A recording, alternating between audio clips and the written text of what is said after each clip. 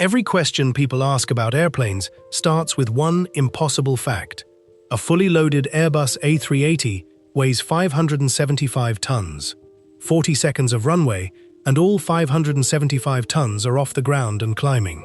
So start with the question everyone asks first, and the answer almost everyone gets wrong. Four forces are pulling at that airplane every second it's in the air. Weight drags it down toward the ground. Lift pushes it up.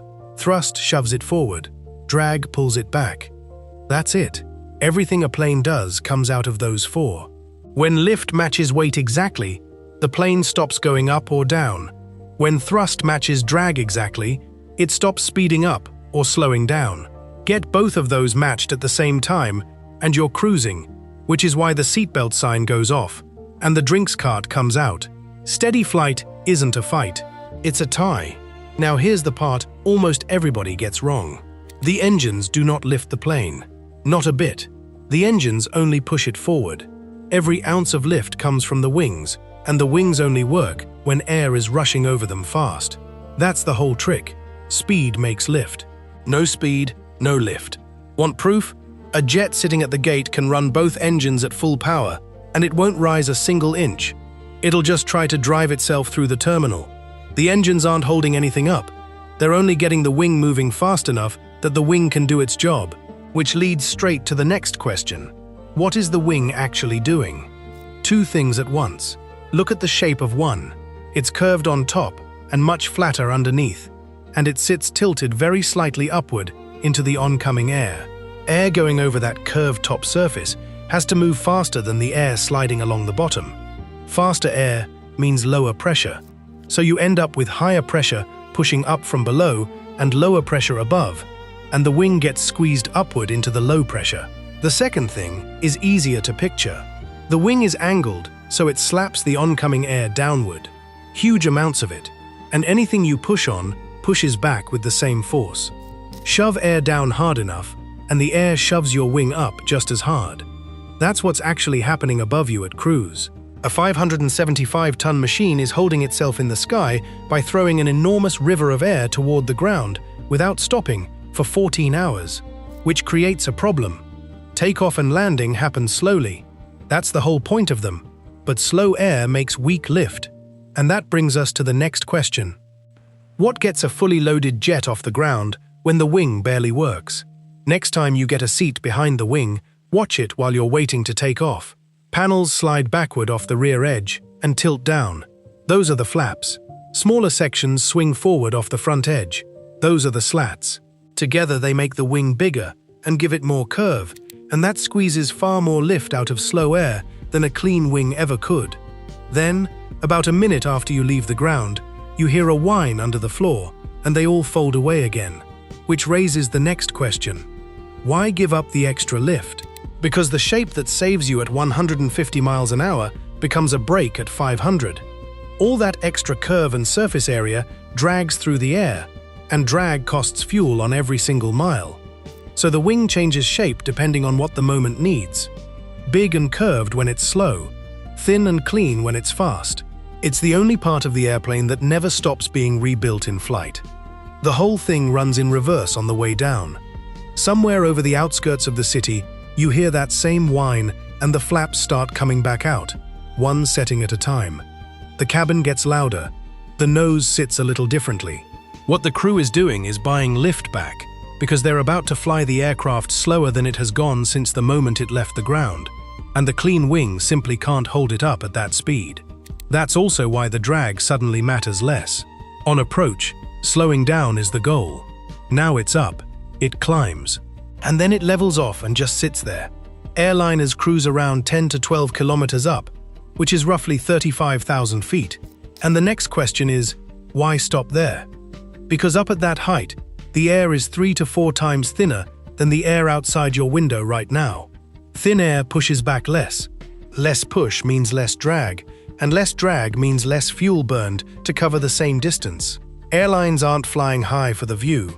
They're flying high because thick air is expensive, and fuel is one of the biggest bills an airline pays. There's something else up there you've probably felt without knowing what it was. Ever noticed the flight home takes an hour less than the flight out? Same plane, same route, same distance. Jet streams. There are rivers of wind sitting at cruise altitude, moving at 200 to 300 kilometers an hour, sometimes more. Fly with one and it's free speed. Fly into one and you're paying for every mile twice over. Cruise height has one more advantage. Most weather lives lower down. The storms, the clouds, the rain you drove through on the way to the airport, most of it stays below you. That's why the smoothest part of the flight is usually the long, boring middle. So thin air is better. Fine. But if thin air is so good, every airliner should be climbing as high as it can. They don't. They all stop in roughly the same band. So the next question answers itself. Why not climb to 45,000 feet? Or 50,000? Because the thin air that helps you also starts working against you, and it does it from two directions at once. Engines need air to burn fuel. Up high there's barely any, so thrust falls off. At the same time, the wing needs air to make lift, and there's barely any of that either, so the plane has to fly faster and faster just to hold its own weight up. That squeezes you into a trap that pilots gave a very blunt name. Fly too slow and the wing quits working, and the airplane stalls. Fly too fast, and the airplane stalls.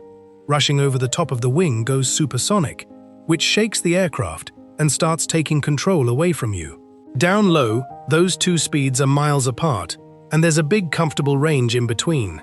Climb high enough, and they close in on each other until there's almost nothing left between too slow and too fast. Pilots call that narrow gap the coffin corner. Airliners stay well below it. But the plane doesn't just pick one altitude and park there for 11 hours either. Watch a long flight on a tracking app and you'll see it climb in steps. Here's why. Fuel is heavy. As the flight burns through it, the aircraft gets lighter, and a lighter airplane can hold itself up in thinner air.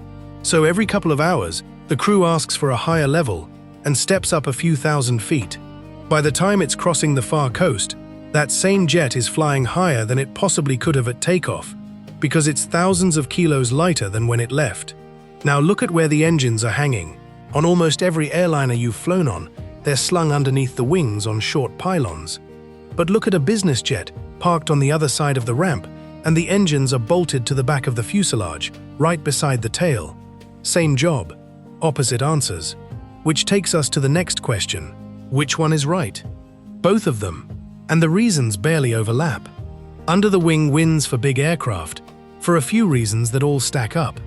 The wing is already the strongest structure on the airplane, so it can carry that weight without much extra reinforcement. Hanging heavy engines out along the wing also pushes down against the lift that's trying to bend the wing upward, which spreads the strain instead of piling it all where the wing meets the body.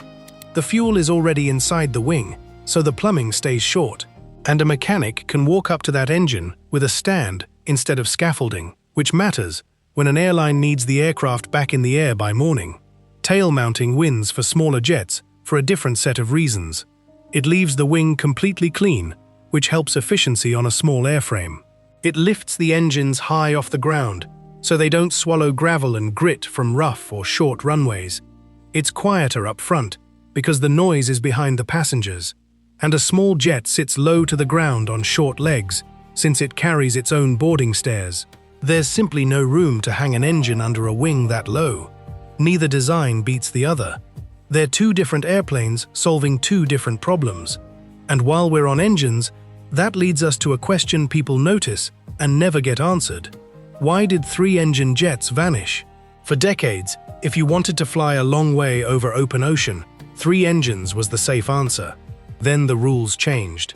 A set of regulations called ETOPS let twin-engine aircraft fly long routes far from any airport, once the engines and the aircraft proved they were reliable enough.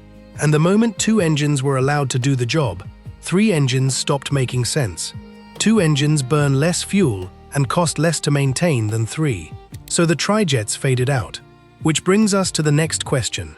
What's actually in the tanks? Not gasoline. Jet fuel is kerosene-based, and every reason for that comes back to staying alive. Kerosene doesn't turn to vapor as easily as gasoline does, so a spill on the ramp is far less likely to catch fire. It stays liquid in deep cold, which matters a lot when the air outside the window is sitting near 50 degrees below 0 Celsius and the fuel in the wing is out there in it for hours. And it has a second job almost nobody hears about. Before it ever reaches the burners, jet fuel gets routed through the engine's oil system and pulls heat out of it. Inside those engines, temperatures climb past 1,000 degrees Celsius. The fuel is working as a coolant right up until the second it becomes a fire. And that leads us to the next question, the one that makes some people shift in their seat. Why is the fuel stored in the wings, right beside your seat? You see, the wing isn't just an acceptable place to put it. It's the only place that solves three separate problems at the same time. The first is balance. A big airliner can carry hundreds of thousands of liters of fuel and burn tens of tons of it on a long flight. If all that weight sat in the nose, the airplane would slowly get tail-heavy as it emptied. Put it in the tail, and you'd get the opposite.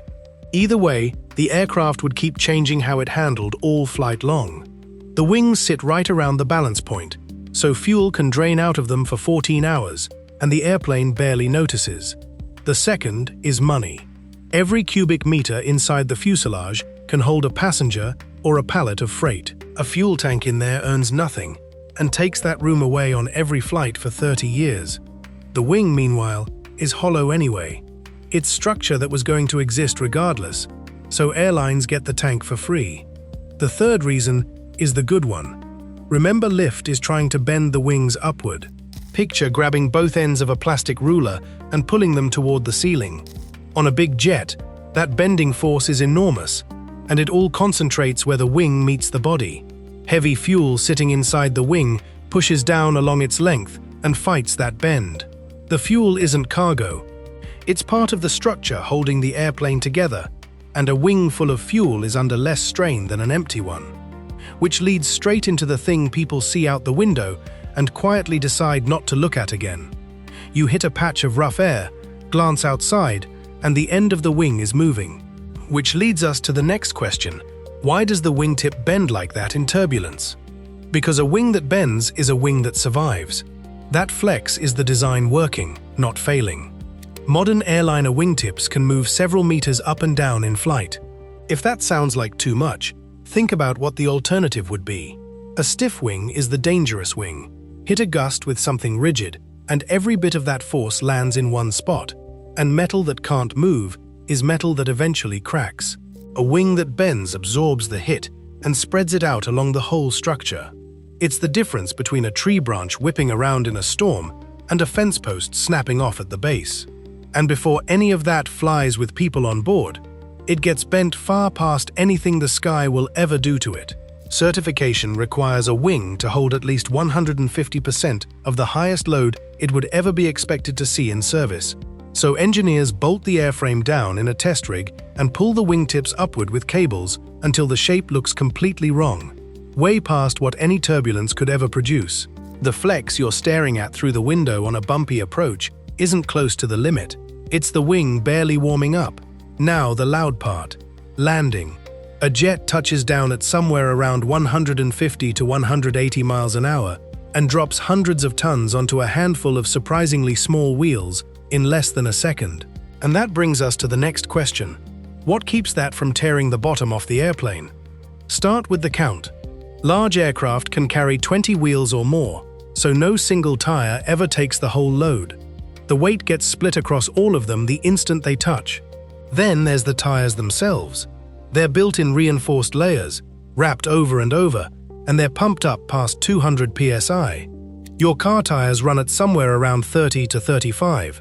That pressure is the reason something that small can carry something that heavy without flattening out. They're not filled with air either. They're filled with nitrogen. Nitrogen carries no moisture, so there's no water inside to freeze solid at 50 below. And it carries no oxygen, so a red-hot brake sitting right next to a hot tire has nothing to feed a fire. The legs above the wheels finish the job. They're shock absorbers, built to swallow the impact so the airframe never takes the full hit. That firm thump you feel on a good landing is the gear doing its work, not the airplane taking damage. Watch a landing from the terminal, and you'll see one more thing. The instant the wheels touch, there's a puff of smoke off every tire. That's not a problem. Those tires are sitting still, while the runway underneath them is moving past at 170 miles an hour, so for a fraction of a second they skid, before they catch up and start rolling. That little cloud of rubber happens on every landing of every aircraft, every day, and it's the reason tires get changed on a schedule most people would find hard to believe. Tires get counted. So does almost everything else on the airframe, because an airplane's working life doesn't get measured the way you'd expect. Not in years, really, in cycles. One cycle is one takeoff and one landing. That means the fuselage got pressurized on the way up and unpressurized on the way down. Every time that happens, the metal skin stretches slightly and then relaxes again, like a can being squeezed and released. Do that a few thousand times, and the structure starts to get tired. That's why two identical aircraft built in the same month can age at completely different speeds. A short-haul passenger jet doing 5 hops a day can rack up well over 1,000 cycles a year. A cargo aircraft flying long routes might do half that. On paper, they're the same age. Inside the metal, they're nothing alike. Think about what that means for two jets rolling out of the factory on the same afternoon. One goes to an airline, flying 40-minute city hops, up and down all day, 6 days a week. The other flies one long crossing, and then sits. 10 years later, the short-haul jet has been squeezed and released more than 10,000 times. The long-haul one is barely half as worn out. Same birthday, and one of them is closing in on retirement, while the other has decades left. Passenger jets usually come out of service after 20 to 25 years. Every airframe also carries a hard structural number written into its design, a limit of validity, beyond which it can't be safely flown without a major rebuild. But leaving the airline almost never means the end. A lot of them go straight into a second career hauling boxes. The conversion is called P2F, passenger to freighter. The seats come out, the galleys and lavatories go, the floor gets reinforced to take heavy pallets, and a large cargo door gets cut into the side of the fuselage. Then the same airplane that flew families to Orlando goes back to work moving freight for another 10, 15, sometimes 20 years. Fewer flights per day means fewer cycles, and fewer cycles means a longer life. Others fly to the desert and stop. Mojave in California, Pinal Air Park in Arizona. Those places get picked for one reason, which is dry air. Low humidity means slow corrosion. So an aircraft can sit out there in rows for years and still be worth real money when someone comes looking. They don't just get parked and forgotten either. The engines get sealed up. The windows and every opening get covered so birds and sand can't get in. Some of them are kept in a condition where they could be brought back and flown again within weeks if an airline needs capacity. Others are only waiting for a buyer who wants the parts. From the highway, it all looks like a graveyard. Most of it is a warehouse. Some become parts donors, and this is where the numbers get strange. A single jet engine can be worth millions of dollars on its own. Strip enough usable parts off a grounded aircraft, and it can be worth more in pieces than it ever was flying. A few end up somewhere you'd never expect. Fire crews and mechanics train on retired airframes. Museums take some. There's a Boeing 747 that was turned into a working hotel, where people pay to sleep inside a jumbo jet that used to cross oceans full of passengers. And when there's genuinely nothing left to sell or reuse, it gets taken apart properly. Modern teardown recovers 80 to 90% of an aircraft's mass, most of it aluminum and composites. So the aluminum that carried you 7 miles above the Atlantic gets melted down and turned into something else. A car panel, a window frame, a can on a shelf. It doesn't die. It just keeps changing jobs over and over until it's small enough to hold in your hand. Here are some frequently asked questions about airplanes. Thanks for watching, and Sothany. If you want more of these, subscribe. Tell us what questions we missed in the comment. And there's another one on the screen right now. Go watch that one next.